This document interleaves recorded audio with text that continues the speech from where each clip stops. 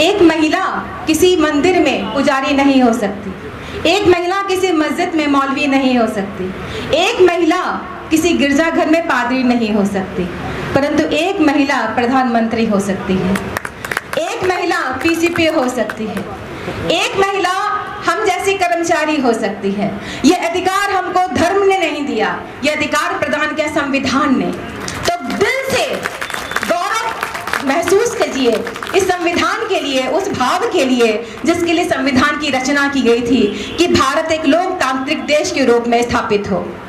और कार्यक्रम को आगे बढ़ाती हूँ, सादर मंच पर आमंत्रित करती हूँ अध्यक्ष ऑल इंडिया SC/ST रेल कर्मचारी एसोसिएशन श्री प्रेम सिंह जी को कि वे अपने विचार प्रस्तुत करें।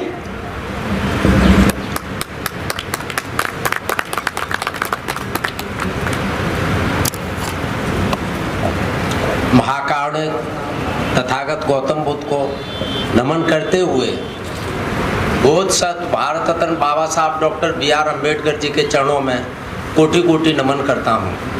आज के इस कार्यक्रम के आयोजन के लिए DCPO मैडम, महाप्रबंधक महोदय बधाई के पात्र हैं।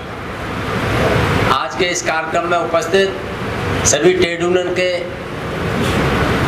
पदाधिकारी, विशेषकर हमारे BC Sharma ji, Tyagi ji, SC/ST association से राष्ट्रीय महामंत्री श्री अशोक कुमार जी, SK यादव जी और उनकी पूरी टीम, उपस्थित सभी अधिकारी और पदाधिकारी, आप सभी को मेरा जय भीम नमो बुद्धाय, सादर जय भीम नमो बुद्धाय। बाबा साहब डॉक्टर BR अम्बेडकर जी की 131वीं जयंती पर आप सभी को हार्दिक बधाई और शुभकामनाएं देता हूं और आशा करता हूं कि बाबा साहब के द्वारा बताए गए मार्ग पर चलकर हम रेल को मजबूत करेंगे, घर परिवार को मजबूत करेंगे और देश को मजबूत करने में अपनी अहम भूमिका निभाएंगे। साथियों, बाबा साहब डॉक्टर BR अम्बेडकर जी का जन्म देश काल विषम परिस्थितियों में हुआ, जिस समय मनुष्य को नहीं समझता था, जानवर अपना स्थान पाते थे लेकिन मनुष्य को अपना स्थान नहीं दे पाता था। ऐसी बहुत सारी विषम परिस्थितियां थीं। एक तालाब में बिच्छू, कांकर, जीव जंतु, विषैले जीव जंतु, तमाम लोग खुले आसमान में पानी पी सकते थे, लेकिन एक जाति विशेष को उस समय पानी पीने का अधिकार नहीं था। जिन माताओं बहनों से हम जन्म लेते हैं, पले होते हैं, बड़े होते हैं, शिक्षा लेते हैं, आदर्श लेते हैं, लेकिन उन्हीं माँओं को जब सम्मान देने की बात आती थी तो उन्हें भी हम दोयम दर्जे का उस समय मानते थे।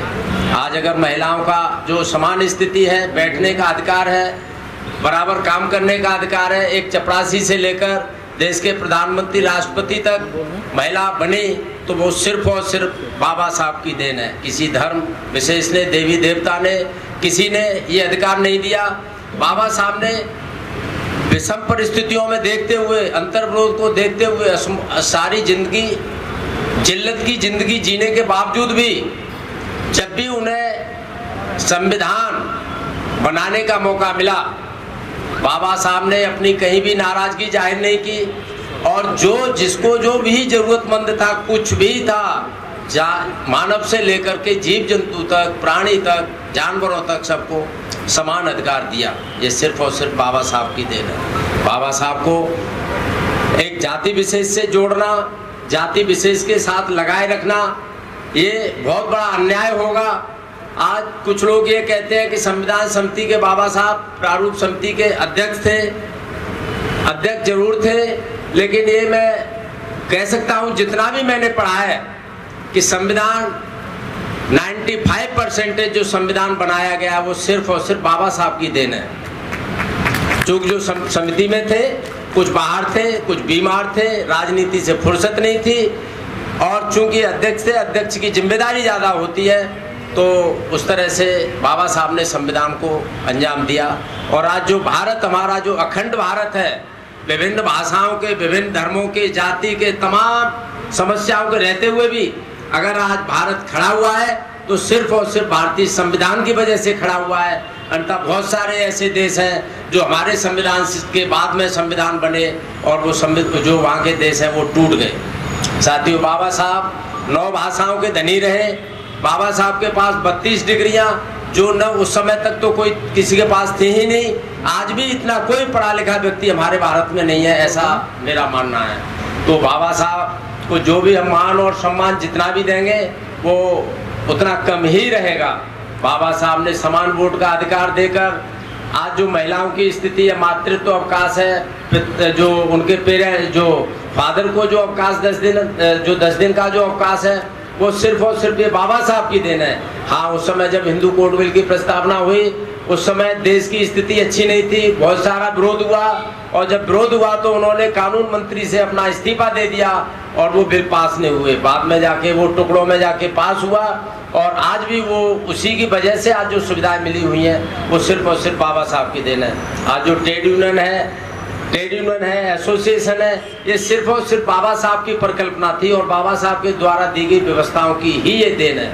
आज अधिकारियों का एक लंबे समय तक एक ही जगह पर बने रहना, ये सिर्फ और सिर्फ बाबा साहब की देन है। बाबा साहब ने उस समय ऐसी व्यवस्था की थी कि जब तक बेहद कोई जरूरी कारण नहीं हो तब तक किसी भी अधिकारी को रोज रोज डिस्टर्ब नहीं किया जाए।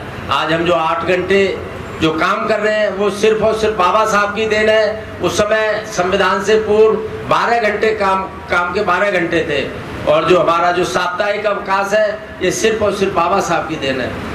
ऐसे मसीहा को मैं कोटि कोटि नमन करता हूँ। आज हमारे वक्ताओं ने बहुत अच्छी बात रखी है। आज मैं पुनः पीसीपीओ मैडम जीएम साहब को जो उन्होंने ये बड़े मैदान में जो हमारी काफ़ी समय से हमारा एक अनुरोध चला रहा था, लेकिन पीसीपीओ मैडम ने पीछे कहा था कि समय आने दो, प्रेम समय आने दो, जो आप कह रहे हो वो भी पूरा होगा। तो गत वर्ष मैडम जी ने यहाँ खुले मैदान में बाबा साहब की जो ये जयंती मनाई, उसके लिए पिछली बार कोविड का थोड़ा ज़्यादा चल रहा था, हम लोग कोविड से पीड़ित थे, मैं महामंत्री जी और हमारा पूरा परिवार था, हम लोग शामिल नहीं हो पाए। लेकिन इस बार मैडम ने जो हमारे ये खुले मैदान में हमारी भावनाओं को देखते हुए और बाबा साहब के प्रति सम्मान प्रकट करते हुए आज जो इन्होंने खुले मैदान में और टेंट वेंट लगा के जो बाबा साहब की जयंती मनाई है, मैं पुनः उनको धन्यवाद करूंगी, हार्दिक अभिनंदन करूंगी। आयोजक प्रायोजक आप सभी को मेरा जय भीम, नमो बुद्धाय।